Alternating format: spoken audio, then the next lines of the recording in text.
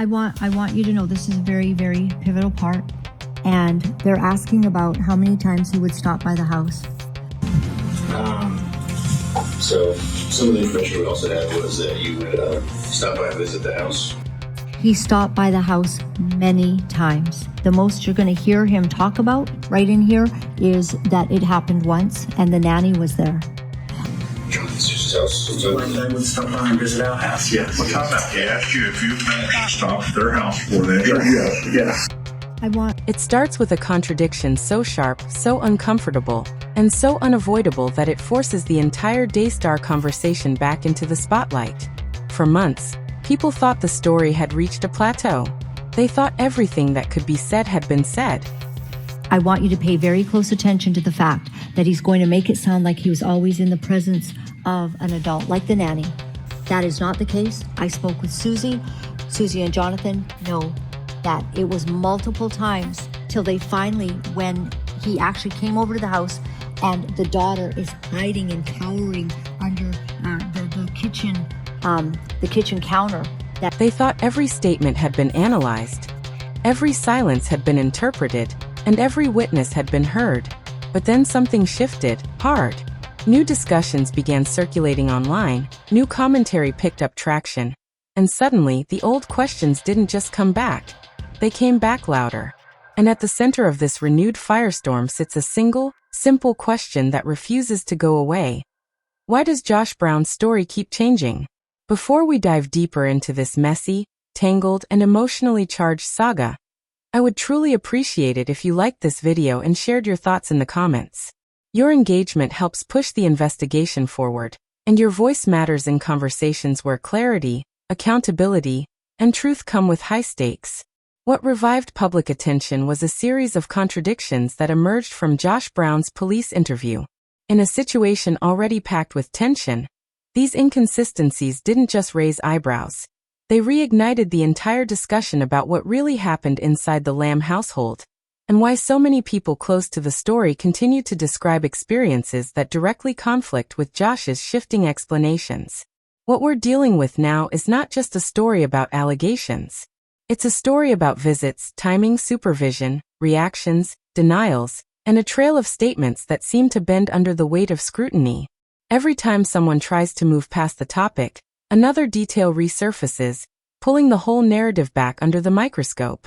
One of the most debated points centers on how often Josh Brown visited the home of Jonathan and Susie. In his interview, he repeatedly insisted that he had only been there once. Just once. But this is where the controversy begins, because that claim did not align with what others had said. Not by a long shot.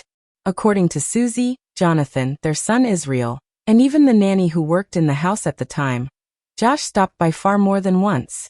They described multiple visits. Repeated visits. Visits that the family remembers clearly and specifically. And when the number of visits doesn't match, when one side is describing a pattern and the other side is limiting it to a single occasion, the tension escalates immediately. For many observers, it becomes less about the event itself and more about what the contradictions imply. Then there is the issue of adult supervision. Josh repeatedly suggested that he was always accompanied by another adult, usually the nanny. This is a key element of his narrative. It provides a built-in layer of protection, a built-in reason to dismiss concerns, a built-in implication that nothing could have happened because someone else was always present. But the family's statements reportedly tell a different story. They describe multiple visits in which no supervising adult was around. Visits where the nanny wasn't present. Visits where the parents were occupied. Visits where Josh had moments of private access that were not monitored in the way his interview later implied. This clash between "I was never alone" and "yes, he was alone several times" has become one of the most heated points in the commentary surrounding the case. Supporters of the family argue that their memories appear consistent, while Josh's account appears fluid, shifting, and imprecise.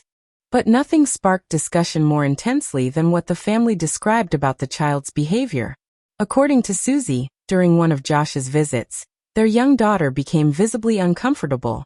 So uncomfortable that she hid under the kitchen counter to avoid interacting with him. That moment reportedly made the parents stop everything and reassess what was happening. For many commentators, This detail alone carries tremendous emotional weight. When a child physically withdraws, hides, or shuts down in the presence of someone, people take notice. It may not be evidence of anything by itself, but it becomes part of a larger emotional picture.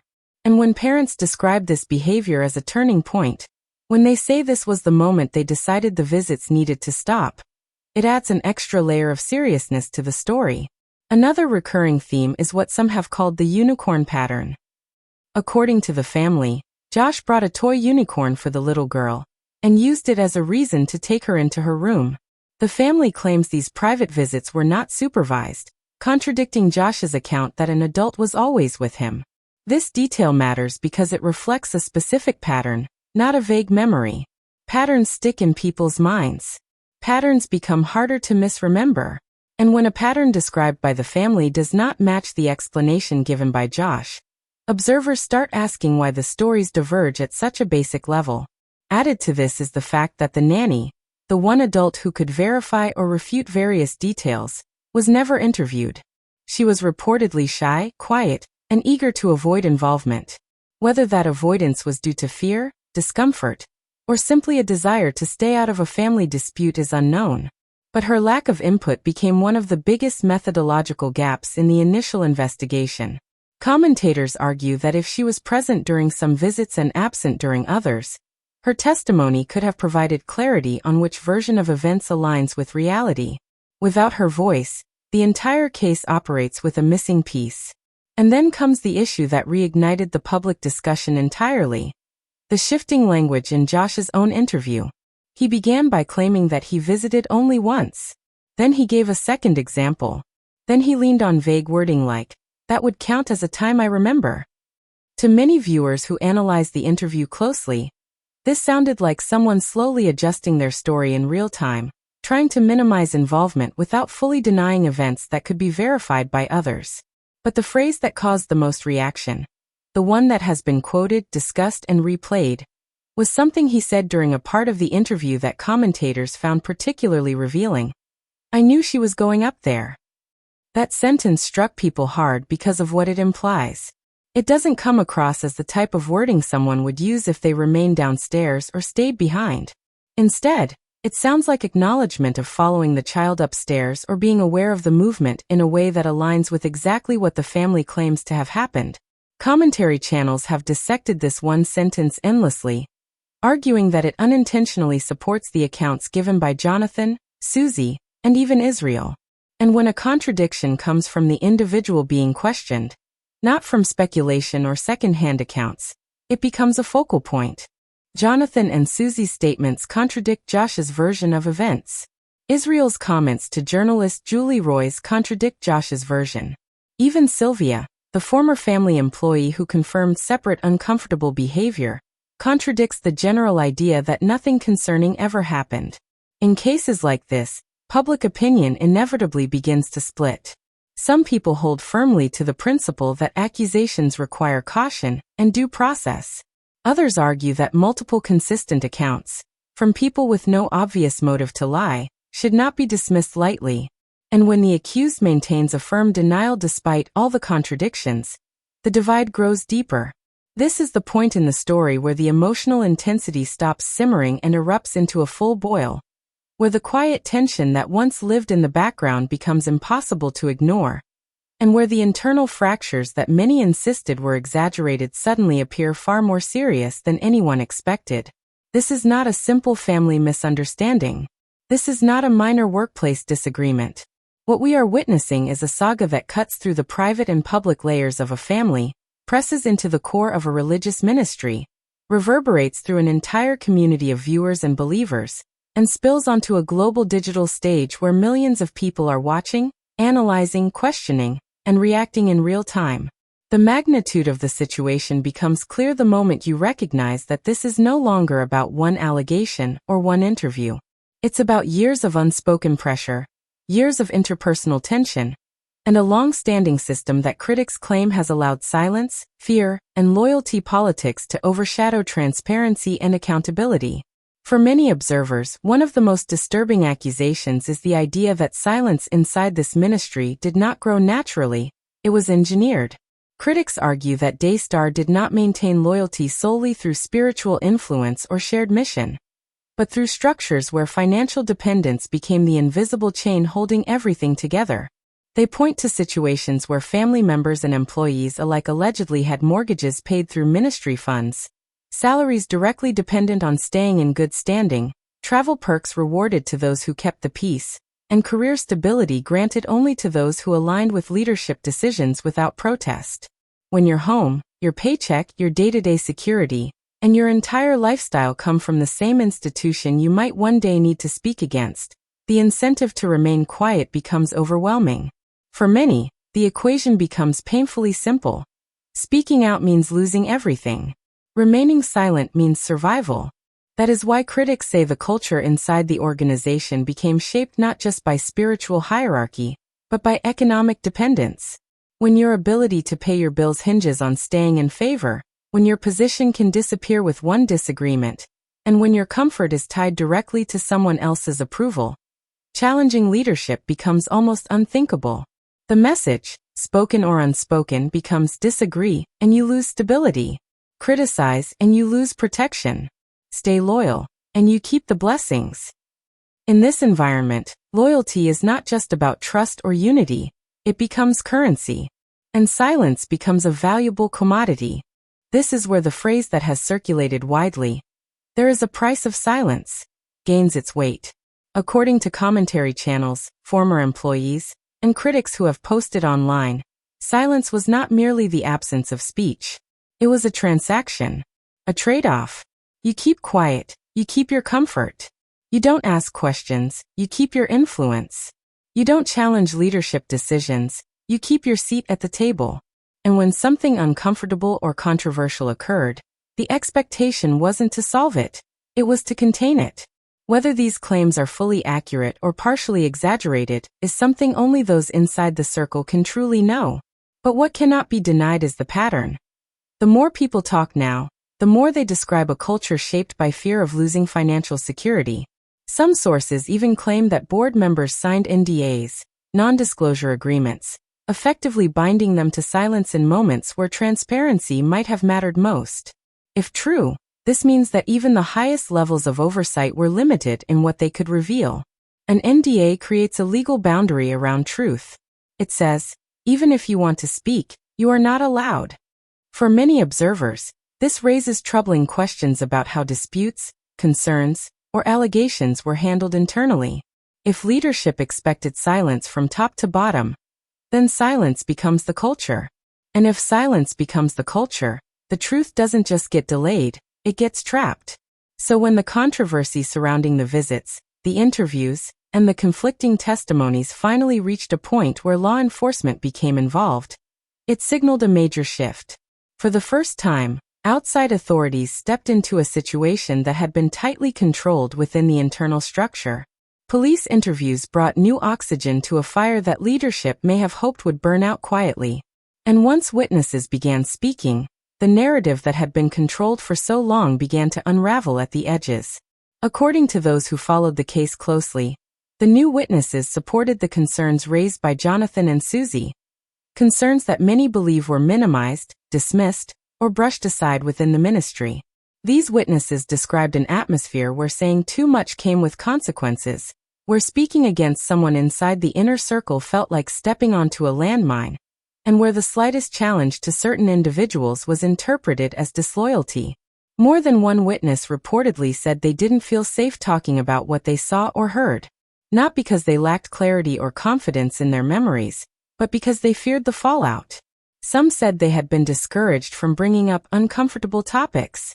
Others said they received indirect messages that certain stories should stay inside the walls of the family. And some were simply told, "Don't get involved." This is the kind of environment that shapes behavior even without explicit commands. When witnesses hesitate, when employees stay silent, and when family members feel pressure from every direction, it reveals far more than any single statement ever could. It reveals a structure, one defined by fear, pressure, guilt, obligation, and the subtle belief that upsetting the balance would bring consequences too heavy to bear. Because of this, Many commentators argue that the initial investigation never had a fair chance. They point out that the nanny, an important adult witness who was present for multiple visits, was never interviewed. They argue that the structure of silence prevented critical testimonies from coming forward. They say that if the system discouraged speaking, then any investigation built upon that silence cannot be considered complete. That is why there is a growing push, especially in online discussions, to reopen the case and interview everyone, including those who were previously silent or overlooked. According to these commentators, the question is not whether anyone lied intentionally. The question is whether fear prevented the full truth from being heard. At this stage, the controversy becomes much larger than any single allegation about visits, supervision, or interviews. It becomes a conversation about power dynamics, about influence, about authority, and about what happens when an organization grows so powerful that people fear speaking against it. And this is where the most difficult questions emerge. What does it mean when a group of people, family members, employees, witnesses, describe their concerns with consistency and detail, yet the accused maintains a firm denial? What does it mean when multiple testimonies contradict one person's version of events? What does it mean when the initial investigation appears incomplete, because crucial voices were left out? What does it mean when the public becomes more engaged with every new revelation instead of losing interest? These questions are not rhetorical. They are the heart of why this saga refuses to fade. The more this story unfolds, the clearer it becomes that resolution cannot come from silence. Clarity cannot come from unanswered questions. And accountability cannot come from dismissing testimonies simply because they complicate the narrative. Every new detail pushes the conversation deeper. Every contradiction raises more eyebrows. Every suppressed voice adds weight to the suspicion that something remains unresolved. This is not just about one police interview. It's not just about one person's denial. It's about the entire environment, the tension, the pressure, the alleged culture of silence, that shaped the interview in the first place. When someone speaks under pressure, the words they choose and the details they omit often reveal more than the statements themselves.